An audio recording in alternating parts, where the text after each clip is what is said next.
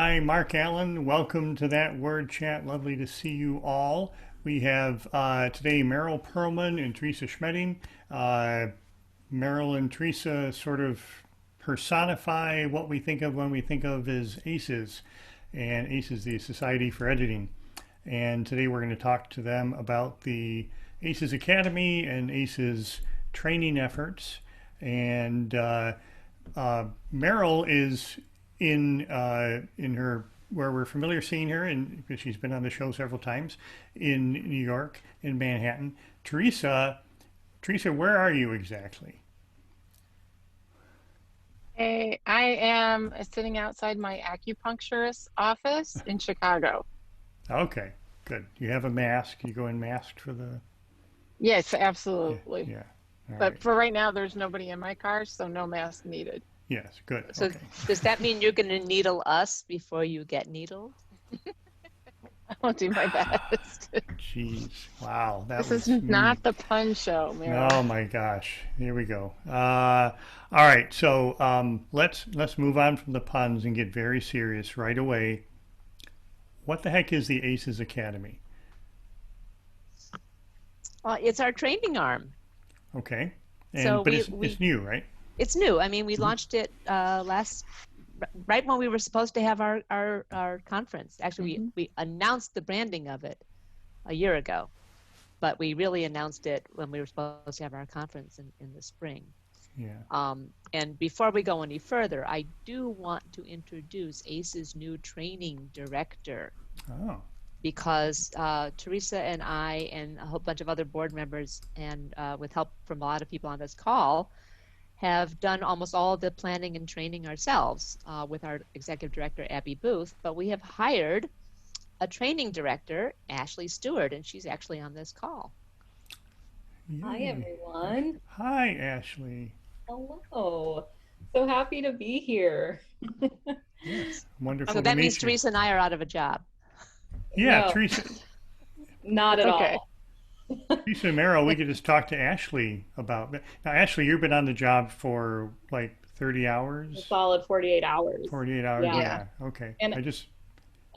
I will say, I will not be as cool as Merrill and Teresa. I mean, look at my background. I have like a grade of an air conditioning here. I don't have cool books or chiropractor appointments. But Acupuncturist. Yeah. I am Uh, happy to be here. so tell us just a little bit about you. Where are you from? Where do you come to ACES from? Yeah, absolutely. So I'm based out of Indianapolis. ACES has a couple of connections in Indiana, Hmm. which is kind of cool. And my background's in writing and English. That's what I studied. And I had grand plans to be a manuscript editor in New York, but didn't want to make that trek there. So I stayed in Indianapolis and moved into higher education, where I've done online teaching and marketing. And I kind of moved more towards the marketing world. That's what I've been doing really the past 6 years. I'm coming from a content marketing manager role in the tech world. That's what I've been doing the last few years and loved it, but really loved education and helping people and miss my editors and my writing community. I say that you guys are my people, and not that tech people aren't great. Still have grace sometimes though. So I'm very happy to be here and supporting the people that I really respect and care for, and people that are doing really great work in my opinion. So Yeah. Well, great. Well, welcome. Are you going to stick around for the show for the hour in case we need to put you on the spot with questions? yeah, I'm gonna stick around. Like I said, it's been almost 48 hours. I don't know how many answers I will have, but I can fake it till I make Okay, it. good. So Excellent. Perfect. This is all we ever do. Uh, so Teresa and Merrill, tell me what, and we haven't, I haven't said, I don't, I have a few Teresa questions, a few Merrill questions probably, but both basically I think of you guys as, what would One your, unit. yeah, what would your I'm Thelma, she's Louise. Terre, Oh, wait. Terrell, Marisa, I don't know how we would put Marisa. those together. Teresa, I Marisa. like Marisa. that. Okay. Yeah. So Marisa, what does it mean that we have a training director? This is our like third staff person at ACES. Well, I mean, as Merrill said, you know, all the training that we've done at ACES is 100% volunteer. Mm-hmm. And so we're creating the programming and booking the spots. And if you've ever met us at a boot camp, I'm probably standing there handing you a Snickers and signing you in. Um, you know, and I think it's important. Training is obviously the core mission of ACES. And we've really continued to invest and grow in that. And it's been amazing to see the appetite. It just doesn't Yeah. seem like we can ever do enough training to fill everyone's needs. And so as we really grew the program and got ready to launch the ACES Academy and wanted to move into a more digital certificate type of program, elevated education, we knew we needed somebody, a professional. And, you know, Ashley's got great experience, and she talked about her editing experience, but she also, what made her a great hire for us is all her experience in online training and online learning. And so she's got a background in that. So it's, you know, at some point in time, Merrill and I probably can't keep doing all the training, and we want to get, we're old, and we want to get more diverse voices and different perspectives into ACE's training lineup. And so we needed to professionalize it. Uh-huh. It seems it's very full now. Is it? I mean, can we expect it to be more full? Are we going to up the cadence, up the offerings, or is it simply, you know, I mean, what's the future, do you think? Well, I hope that we can start offering a lot more, I call it niche training. We've already do some of that, but our membership has become so varied and so diverse in all of its forms that, you know, there's different needs out there. So we can do the basic broad-based, you're an editor, here's what that means kind of training, and then we can get into the cookbooks and the technical editing. We already have, in fact. Right. You know, we have webinars with APA style. You know, so we can reach more of the members that way. And I think our long-term goal is to dominate the editing world of training. Dominate the editing world of Even more so. But I mean, there is quite a bit out there, but we want to be more intentional with it. And so sometimes because we are volunteers, we tend to offer training in our areas of expertise, which may not always align with what our members need. And so we need to broaden and diversify, as Merrill said. But we also need to be able to bundle a variety of courses together to offer people, you know, additional certificates or advanced training in digital or podcasting and script writing and things like that. So you could string together, you know, 4 or 5 different courses within the academy to bundle it into a specific type of skill advancement. Mm-hmm. We should be clear that what we're offering right now are certificates and not certification. Right. Yeah. And some organizations, Editors of Canada, was it CIEP charter, the former SFEP in the UK offers a certification and a step process. Canada offers that. I think Australia has something like that. So and that's something that and I should say before we started this, I said I'm going to ask some questions that I kind of know the answers to because full disclosure, I'm on the ACES board, so I have discussed these things are things that we discuss at the board level, and I've discussed these things with Merrill and Teresa before. But I'm also going to, you know, play dumb and ask the dumb questions that, you know, that I may or may not know the answer to. But this is a question that we've dealt with and we've asked in the past. Should we be offering a certification? Should we have that process where you are imprinted with the ACES certified editor? And so where do we stand with that? I think that's on the horizon, but still pretty long term. The problem with a certification is it involves a lot more interaction between the people seeking certification and the people doing the certifying. You know, if we're going to put our reputation on the line, we need to know that you have these skills down pat. so that you can then brand yourself with our certification, and people will know that it's the mark of quality. Watching a webinar will help you. Taking any of our boot camps will help you, but we won't know for sure. We ACEs won't know for sure that you can perform the tasks to the rigorous standards we hope to set until we can actually see that happen. So I think long term, probably outliving me, I hope that we will be able to offer some sort of real certification. Okay. I think, I remember eons ago when we were like, geez, ACEs should do some more training. And I talked to Editors Canada and really dug into how did they build their program. And it took them 10 years. Yeah. It took them 10 years, and which maybe it would be 1 year in a pandemic year, but 10 years and a ton of money. And so their testing process is pretty strict. And I know times are changing, but we also were avoiding the term certification because in the United States, as an editor for a journalism organization, you are not really subject to regulation or certification. And so there were some potential ethical issues there that we chose to avoid. Mm-hmm. So, my next question is also Patty Boyd in the asked in chat, and if anybody has some questions, please ask in chat. We'll ask you to unmute and ask directly. But Patty was wondering about that, the difference between certification and the certificate. So what is the ACES certificate?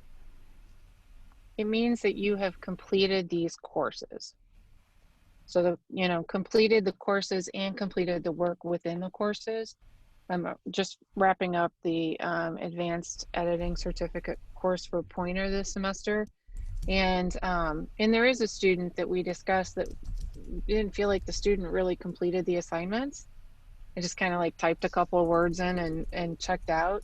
So we're going back to him and saying, I can't really award this to you unless you really do the work. But for the most part, it just means that you have completed the set number of courses that has been outlined. Mm-hmm.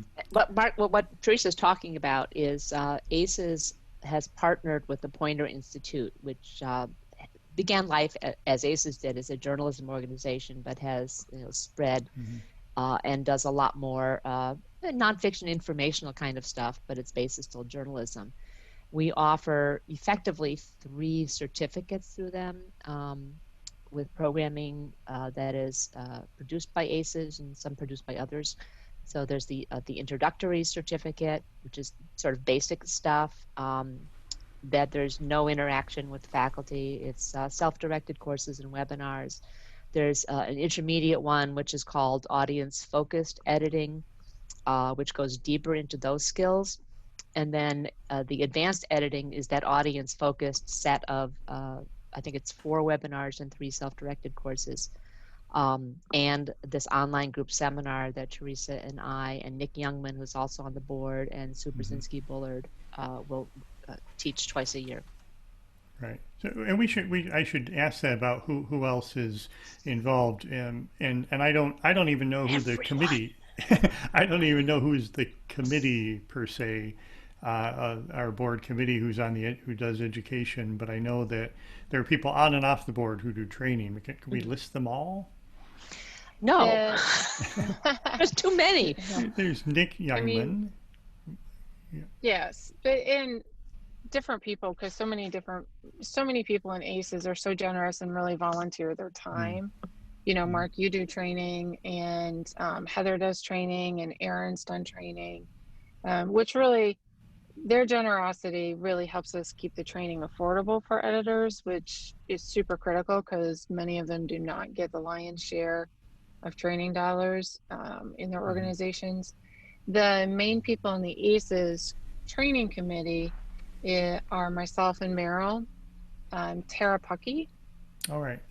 Yeah, former from SPJ and now works for the Bar Association, or RTDNA. Right. And RTDNA, yeah. sorry, and Radio, Sue Bullard. radio, and television news directors. Yeah. That's what it used to be called. And she's in Indianapolis. Yes. Yes. And then Like all Sue good people. Bullard. Mm-hmm. Yeah, Sue Bullard, who's in Houston, former board member. You know, the goal with the ACES training committee was to launch the academy, keep focused on the training, and evaluate the finances of it to see if we could support hiring a training director and taking it to the next level. And so that's really been our focus, with the idea that we would be able to hand the reins over to Ashley. Right. And we are also in the process of developing our own collection, as Teresa was mentioning and Ashley was mentioning, this sort of bundling idea, not to compete with Pointer, but more to complement, recognizing that, you know, the needs of the different organizations can overlap but not duplicate. So we've got a basic curriculum sketched out, and we're hoping to launch in our own learning management system before too long, a series of courses that ACES members can take. And if you don't already know, ACES Academy, almost all the webinars are free for members. Right.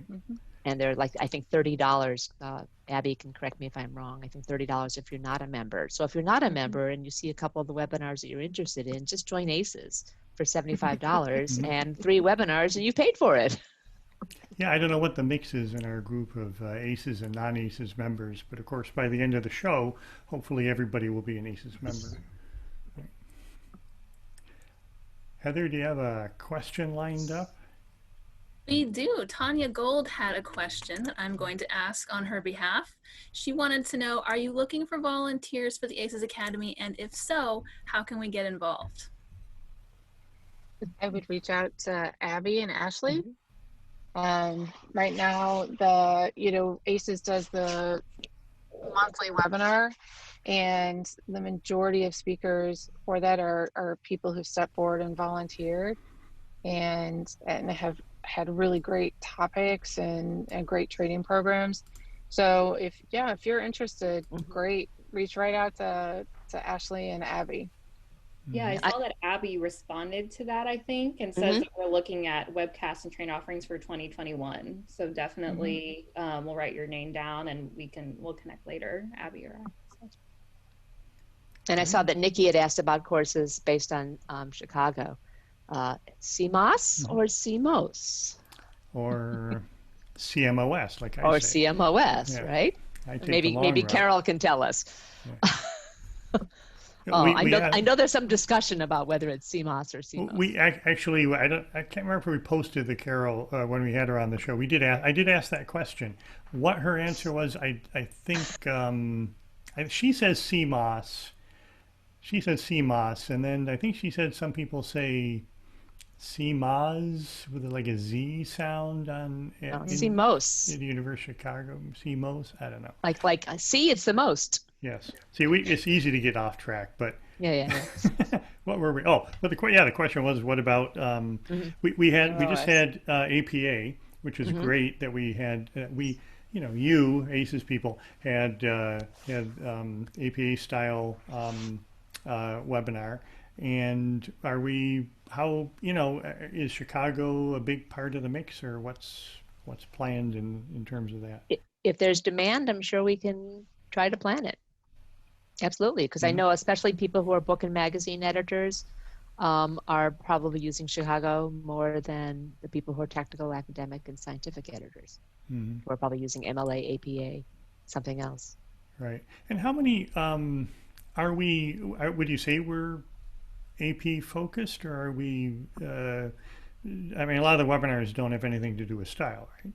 We're style agnostic.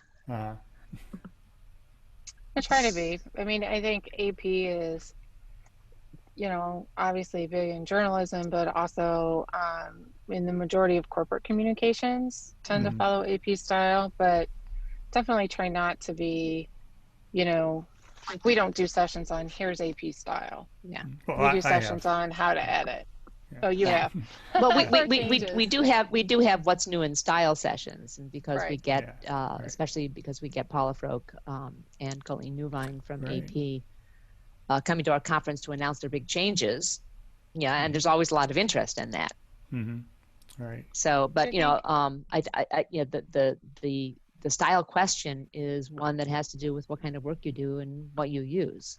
But I don't think there's anything wrong with having, you know, what a session on what are the tricks of Chicago, what are the tricks of APA, or even having, you know, someone like, if we could get Karen Yin who runs AP versus Chicago. Yeah.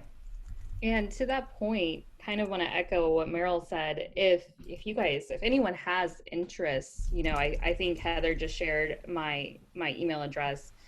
Even in the first 2 days I've been here, it's been so cool getting kind of the history of ACES and seeing how it's evolved from kind of journalistic roots to now expanding to some of those niche things. And so what's cool is even in my first 2 days, I've heard interest from people for expanded kind of education. And as new members come in, I've also seen people join that have that expertise as new members come in that, you know, as it expands into things like content marketing or things like more academic writing or government writing, we now have people joining that are saying, hey, I want to volunteer and help, and they have expertise that we didn't have before. So please, by all means, email me, and you may see a survey at some point, because I definitely want to keep a pulse on what people want to learn. So, and we live to serve. I think I saw somebody's question that was, how do you get topics for trainings? And that is, we get them from you. We get them from editors and our members, people who are asking for things. But, you know, and you know, Ashley and Abby will listen when people email us, and we look to see what types of content on the website get a lot of traction, what questions are people asking on Twitter, you know, what are hot or emerging topics. And the ACES training committee typically gets together at the beginning of the year and says, okay, so here's the big rocks of what we want to make sure we hit in the coming year. And we kind of had this checklist of criteria. Is this the type of topic that requires live interaction?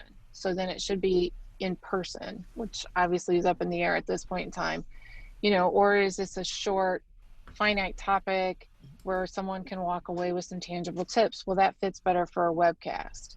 It doesn't need to be more in depth with more hands-on explanation and exercises. Well, then that's more of an in-depth boot camp.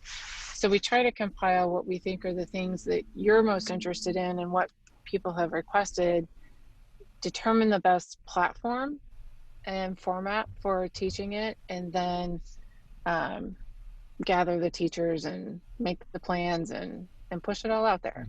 But mostly the ideas come from you guys. So I've seen, in the past 10 years, I've seen quite a few changes in our approach. Certainly in the past 10 years, we went from a journalism organization to a general copy editing organization, editing more than copy editing. We changed our name to reflect that. Let's go back a little bit further, though. Let's do the short history of ACE's education. Now, Merrill, I know you've been around since the second year of ACES. I was on the fringes the first year, but my boss at the New York Times wanted to go to Chapel Hill and wouldn't let me go for the first conference. And my boss came back and said, "This is just never going to work." Really? Yes. And you should have listened to him. And no. But we started out wanting, you know, to help newspaper copy editors get training because they were always neglected at work. They were hired and they were ignored. So, you know, ACES stepped in with skills sessions. And I think it was a very early goal of the conferences to not be the talking head sessions that so many other conferences were, but to be skills sessions. And we found that our members were just desperate for training, and they still are. Yeah, Yep. I mean, it is still a huge, huge demand, and it's, I mean, it's interesting. It almost feels like the more you put out there, the more people eat up and want more. Is that true? Yeah. I mean, Which it is one reason we definitely hired feels like Ashley. Right. right. Well, and also, though, I mean, we all know as editors, language evolves, readership habits evolve. So you can't have gone to college or, passed a test 10 years ago and say, this is all I ever need to know about editing. Mm. We always need to keep expanding our skills to meet new ways of doing things, new readership habits, new platforms, new types of content. But also, let's be honest, editors, by their very nature, the best editors are those who are curious and always curious and hungry for more knowledge. And so not only is it a need, in order to do your job, but it's also just like part of our emotional, intellectual need that we're fulfilling. Right. So, and now during the pandemic, we're not doing the in-person stuff. It's more the webinar focus. Is this a permanent change? Where do you think we're all going to be eager to get back together and do it, or do you think this is sort of is there new territory coming up after the dark times are over? Well, I hope so. Teresa and I still have a few states to hit. Yeah. I'm hoping to get to Alaska. Yeah, Alaska, Hawaii, the Dakotas, Oklahoma. That may be about it. Puerto Rico, Puerto Rico. That may soon Guam. be a state. Who knows? Guam, Hawaii. But no, I mean, I hope that we'll get back together. When I mentioned at the beginning that when we look at all the different topics and we really try to decide, is this the type of topic that fits best in a webcast setting, a full day webinar, or an in-person?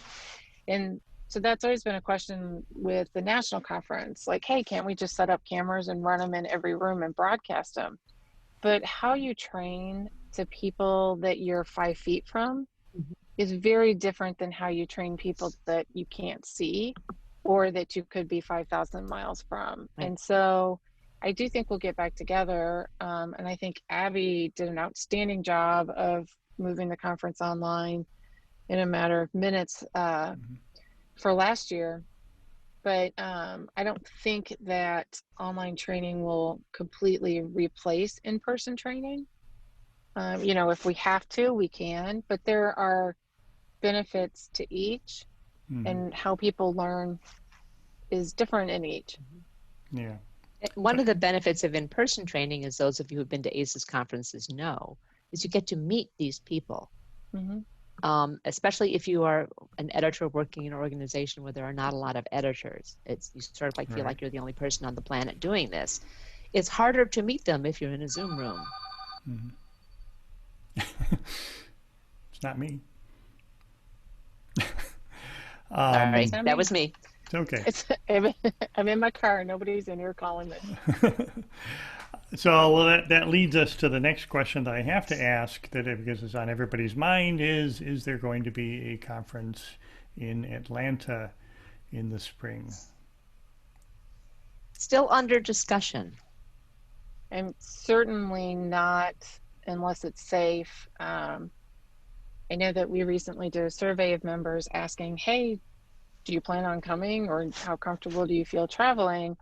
And by far, the resounding response was, no, not super eager to get on a plane and go somewhere. So we would never plan an event or hold an event unless we were 100% sure that people would be safe. And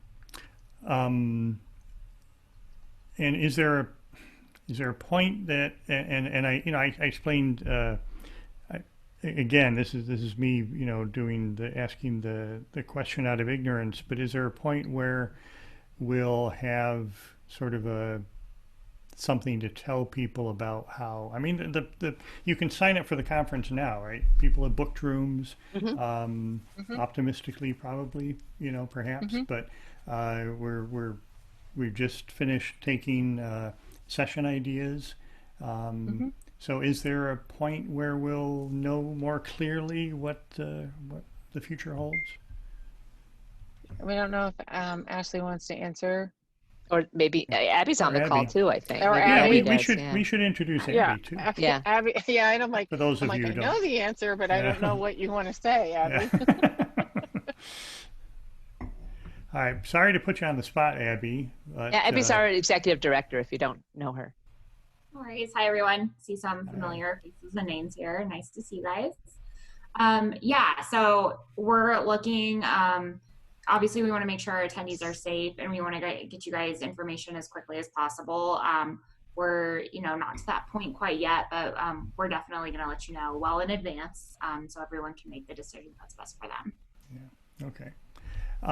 Abby, you're out, you're in Reno area, right? I am, Gardnerville, Nevada, so right outside of Reno and Tahoe. Gardnerville, all right. But Abby are you from Indiana originally, Indianapolis? I am, yes, from Indiana. So it's the best people come from Indianapolis, it seems. Yeah, that's what I think. That's true. Yeah. So, Teresa and Merrill, let's change the subject. You're both in, Teresa, you're in Chicago, Merrill's in Manhattan. You guys are like, it's not easy to get out. How are you guys managing? You travel, do a lot of training sessions. You've hit like most of the states. You say, how are you coping with the pandemic now, month 9 or whatever we are? I miss Teresa. I miss Merrill. I miss traveling. Go ahead. We were last together in Sacramento for our boot camp, and I think it was 2 days after our boot camp that the suburb where we had been staying shut down their schools. When was so that? we, Leap May 29th or March 29th. Or 29th, March yeah. 29th, Yeah. No, February 29th. February 29th. February Whatever. 29th. It was Leap Day. All these months come together. Yeah, it's Blur's Day. I'm super excited because, we canceled all our in-person trainings and kind of waiting for Ashley and didn't pick up a ton of additional online trainings beyond the national conference, but we did just complete 2 days of freelance editing boot camp, where one day was all about the business aspects and how to set up your business and market yourself. And the second day was how to edit for multiple clients and different voice and determine audience and different programs that you could use if you've got multiple clients. And I was really surprised. The reviews came in really strong. We did it for 4 hours over 2 days. And I thought, sitting in front of my computer for 4 hours after sitting in front of my computer for 12 hours at work is going to be grueling. And it's got to, I would never pay to sit in front of a machine for 4 hours for training. But no, it went really well. And that's in part because Sam and Merrill are amazing trainers. And so and Teresa sucks. But it went really well. And the number of people who signed up and the continued appetite for that tells us that we can do in-depth, solid blocks of training online, and people will be satisfied and feel like they've definitely learned something. So working with Ashley, we'll be able to plan that in this year. Right. So while, I hope we won't replace in-person boot camps, I think this gives us the opportunity to use all sorts of different platforms. As Teresa says, we try to fit the content. Are they honking at you? No. we try to fit the content to the platform, just as a good editor should what's the word? Match. Thank you. Yeah. Match the editing with the content. Yeah. And because you probably didn't see Teresa, just because of the way Zoom works, we should say she waved flirtatiously out the window at whoever was allegedly flirtatiously is a kind way of putting it. Oh, okay. Anyway, you were in a small window. I couldn't tell. So the 2-day freelancer thing went well. Are there any plans to do it something in depth, or is that something we're sort of still kind of thinking about? Well, we hope to repeat the freelancer one. Yeah, I think 100% we will. I can't imagine that we won't, unless Ashley's like, I'm the training director, and we're not. So then we would not. But no, I definitely think that we will. And we just have to modify things. For example, in some of the in-person boot camps, people break into groups of 4 and edit content together. Mm. And that's hard to do in an online setting. So we just have to go through and make those modifications, and we always update the content. Anyway, so we just have to do that, and then we'll be ready to go. Yeah. What's really cool is we sometimes update the content to include stuff from people who are actually taking that iteration. Yeah. And I will to say, make it more relevant. Oh, I see. I am a huge proponent of in-person things as long as it's safe, as we're all saying. So, once things start lifting, I mean, that's part of the reason I took this job. I'm like, I can go to so many states for all the boot camps. You talk to Merrill and Teresa about their travels. But no, everything they're saying is true. There are just some things that are very difficult to do virtually, or even if you can, should you? I mean, we're all doing it now because we have to, but there are certainly things that are best in person. So as soon as it's safe, for sure. So I may have asked this question, and forgive me if I did, but if anybody has questions in the room, of course, ask away, and we'll get you to ask in person, because you may nothing's off limits about Merrill and Teresa and their travels, which states they haven't been to, and there's some why. things off limits. All right, fine. It's a small group. It's live. We are recording it. What does your cup say? Might be gin. Teresa gave me this cup. Of course. Yes, I did. Are there some things that have surprised you? Let me back up just a little bit. You've both been involved in training, I think, as long as I've been around, so 10 years. Is that right? When did you both get started in doing that aspect of things for ACES? Well, I presented at every conference except for the first one, so I think that's where I started. What about outside of the conference? Well, we didn't do a lot of training outside of the conference until, about 7 years ago? No, I mean, you independent of ACES, you're training. Oh, me. Oh, well, there's that too, yeah. Because you teach. I mean, I when I left, I was teaching at Columbia for a little bit, which is not quite the same. I'm still teaching at Columbia a little bit. Okay. But it's not the same. And then I liked the idea of being, the fount of all knowledge, or is it the font? Read my column. I wrote about it this week. It'll you wrote be about up font tomorrow. and fount? Oh, really? The difference whether it's fount or font. Yes. Oh, good. Excellent. Yeah, so you're prolific at that too. I mean, how often is it weekly, the column? It used to be weekly. It's a column called Language Corner that appears in the Columbia Journalism Review. I've been doing it for 12 years since I left the New York Times. And it was weekly. It started out being quarterly because they only had a magazine and a very nascent website, and then they wanted one for the website every week, so I was doing it quarterly and weekly, and then they dropped the print magazine, but they recently cut me back to every other week, and for the election they sort of put me on hiatus because they just didn't have the people to process it. Okay. So have you both counted the number of, or do you have a sense of how many people you've trained over the years? No idea. Dozens, no I'm clue. sure. Scores. I have a list of all the people I've trained at Pointer. Not all of my training at Pointer is connected with ACES. There's 2 online group seminars that I give that are aimed at writers, although one of them started as aimed at editors. And actually they both started out aimed at editors, but they morphed to being for writers. And I have a master list, and there's 1,200 names on that master list. Oh, boy. So in 10 years, I've trained 1,200 people at Pointer. Wow. I will say something about training. It was umpteen million years ago that Bill Connolly and Sue Blair approached me and said, "Hey, will you be on this change management panel with us at ACES?"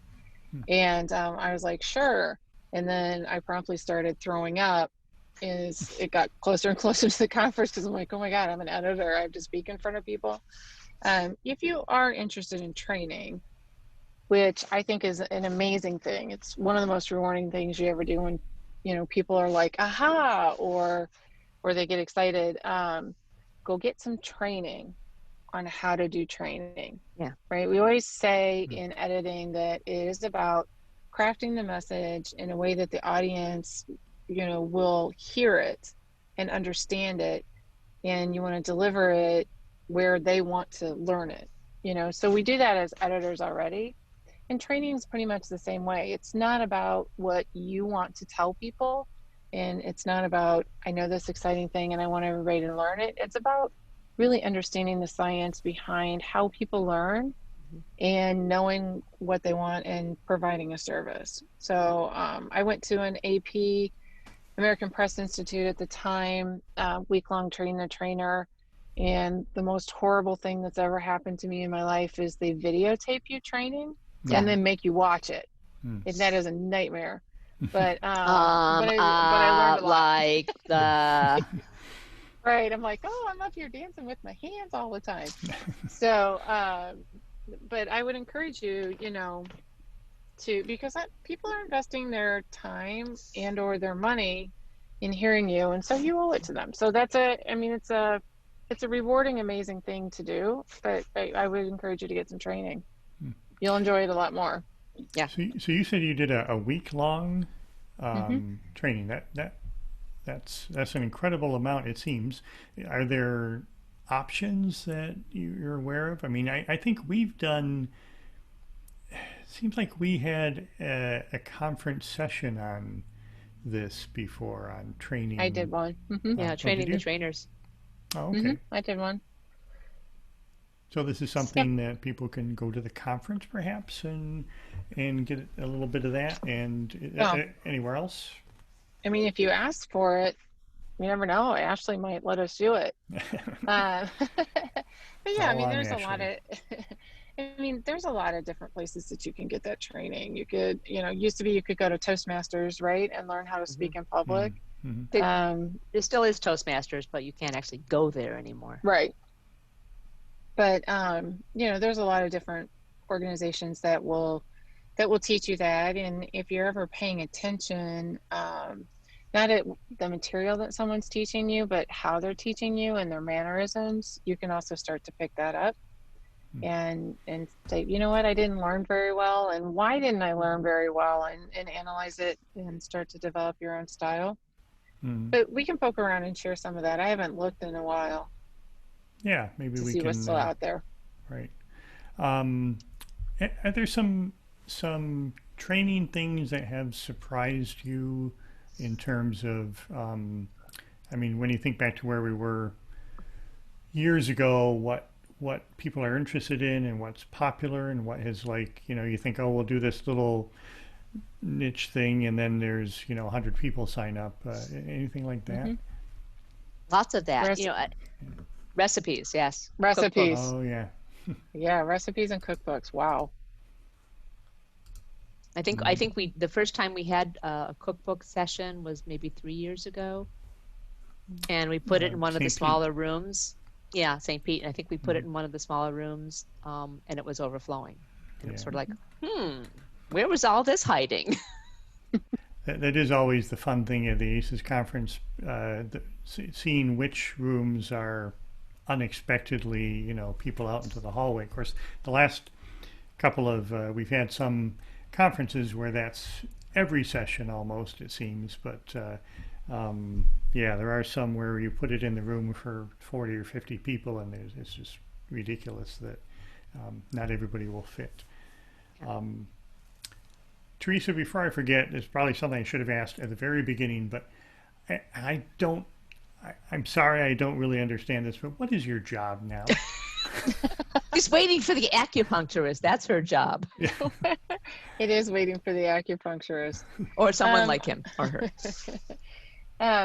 So I work for a consulting accounting firm in Chicago, and it's got 3,000 plus employees and offices around the country and in India. And I oversee all their content. So most of it is content strategy, is where I'm putting as one of the describes it, my gunpowder. That's where I put the majority of my gunpowder, is planning strategy with marketing account managers and different business divisions on messaging and buyer journey and personas and stuff like that. And then I oversee all the writers and editors on the team. Hmm. And your background, what was your job at? You were in newspapers for your career. Mm-hmm, mm-hmm. Started as a copy editor, and then the last job I had in newspapers was laying off everybody and cutting their pay. No, overseeing digital operations. So most of my work was in, how could I use technology to save more jobs and publish the news faster? Mm-hmm. And one way she did it is one of my favorite memories on one of our trips. Is we were driving from Montana to Washington, and I was driving. We had been at a conference in Montana, and we were driving to Seattle to do some ACES stuff.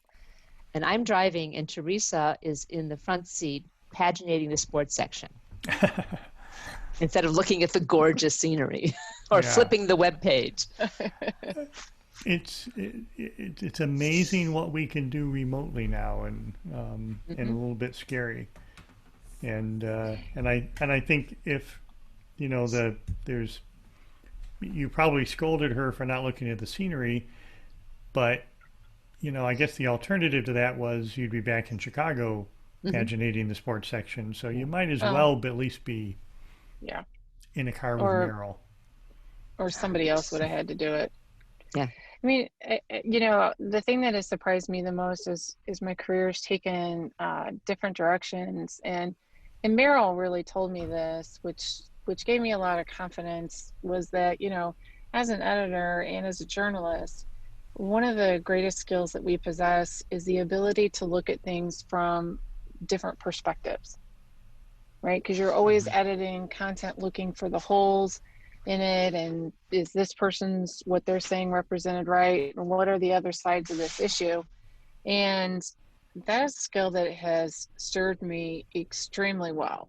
And so when I'm sitting in my office or I'm talking to people, I can see that there are different perspectives, and I can see the perspectives of potential clients. And that's a special skill that we all have that a lot of other people don't. Excellent. And Teresa, Merrill, what's your job now? Mostly I'm retired. Not really. I'm semi-retired, which my husband says means I'm busier than ever. So I'm an adjunct at the Columbia Graduate School of Journalism. Mainly I'm tutoring students who are in danger of failing, which is a bit surprising at the Columbia Graduate School of Journalism, because most of what I'm dealing with is basic language, sometimes grammar, although I do only English speakers. I do some freelance editing. I write my column. I train for Pointer. In the before times, my business, I was doing a fair bit of corporate communications training. So I was going into companies or nonprofits and teaching their editors or their writers or just their people to communicate better. And that was a lot of fun because, one place might be a marketing firm, and I actually did some training for the Weather Channel. So trying to train meteorologists to be clearer and stop talking about what is IS 94 is developing in the Caribbean. What does that mean, right? Did you ask them to stop naming snowstorms, or did that not come up? I asked many people to stop naming winter storms, and I wrote a column about it when they started naming winter storms. And since there's nobody here, I can tell you that some of the meteorologists were like, "We hate that." But before they were acquired by IBM, they were owned by Turner Broadcasting, by CNN, and they wanted them to get that little extra pump. So sadly, they're still doing it. Yeah, it's a marketing thing. I didn't know they were owned by IBM. That's interesting. They are owned by IBM. It's weird because it was split off, and the Weather Channel you see on television is not the Weather Channel you see on the web. Oh, different companies. Interesting. Yeah. And I know you you used to go to the College Media Association conference, and I think in your you told me that you the range of people you've trained is, Yeah, ancient to quite young. right, including myself. Yeah. So You're I'm both. every year I go to present at two conferences. One is the Columbia Scholastic Press Association, which is for high school students. Hmm. And the other is the College Media Association, or the fall conference for the College Media Association and the American Collegiate Press, which is mostly college students that most colleges that don't have formal journalism schools. They might have a communications school, but they all have literary magazines or yearbooks or newspapers or something. And it's amazing to me. I've actually watched some of the kids from high school who, I see them at the Columbia Scholastic, and then I see them at CMA, and then all of a sudden they're at the Columbia Graduate School of Journalism. Not all of a sudden, it's a number of so years. cool. Yeah, But it's really cool. It's really It cool is. to follow some of them. I also have taught at the New York Times Student Journalism Institute, which is an initiative that started 15 years ago, I think, to give opportunities to students at historically black colleges and universities and student members of the National Association of Hispanic Journalists, Asian American Journalists Association, National Association, Native American Journalists Association, and NLGJA. So all the affinity organizations, and it's an intensive boot camp. And I'm the copy editor, copy chief, and in charge of the production. And I've had a lot of luck training, working with a lot of very, very talented people there.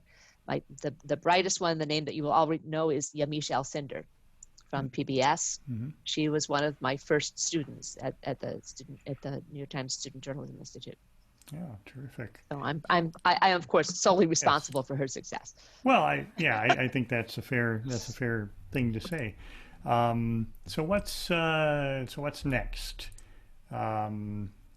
Partly I know we don't know, but yeah, and acupuncture for some of us. But I mean, we're gonna get, you're just starting up the ACES Academy as a concept, right? You mentioned what do you call it? Not a CMS, but a LMS, Learning Management System. Learning Management Management System. Right.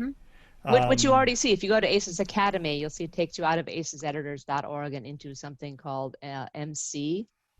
I can't remember exactly the URL, but it's MemberClicks, which is our membership system. And that's where our learning management system is. So I mean, we could probably expect to see very big things. We hope in the next year-ish. Yeah. And are you both gung-ho to be sticking with this? Do you see yourself doing this in 5 years? Not in 5 years. Not in 5 years. Well, I mean, I'm old. And it's and you need to make way for other people. Exactly. I came up in a newspaper tradition. I'm an old fart. I don't think the way other people think. Well, thank God. That's but that's a part of your charm, obviously. But I mean, I think, but I think the training that I've done with ACES and other places has really been, one of the highlights of my career. And just you enjoy so much opening doors in people's minds and seeing those light bulbs go off. I mean, that's just amazing. So that would be something that I hope I don't ever stop doing. Yeah. I mean, total self-promotion here. I got an award from the Columbia Scholastic Press for teaching excellence, for giving these seminars for them every year. I think they just ran out of people. And I started thinking about it and thinking that, I never wanted to be a teacher, although my parents wanted me to be a teacher. But editing is teaching. Editing is guiding a writer to the greater knowledge of how to make themselves better. And what is that but teaching? Right. So I love editing and I love teaching. So there. All right. Well, on that note, I think our time is just about just about up. You know, it's funny that, you know, we're so many ACES members here. My phone has been buzzing constantly because Alex Cruden has been emailing all the scholarship entries for the yay. Bill Walsh scholarship this year. So I've got some work to do coming up on that. So that's the other thing I love to do, which is to go to these conferences and talk about ACES and the scholarship opportunities. So. and get people involved. And so thank you both very much. It's been great. It's always nice having friends on the show, which is pretty much all people I invite on the show, you know, because why not? But it's been terrific, and thank you both for all you're doing with ACES and training, and thank you for being here from Manhattan and somewhere in a parking lot in Chicago. Please send us ideas. What kind of training do you want? What do you want to see ACES Academy do? All right. Awesome. Thank you, guys. Bye-bye, everybody. Bye.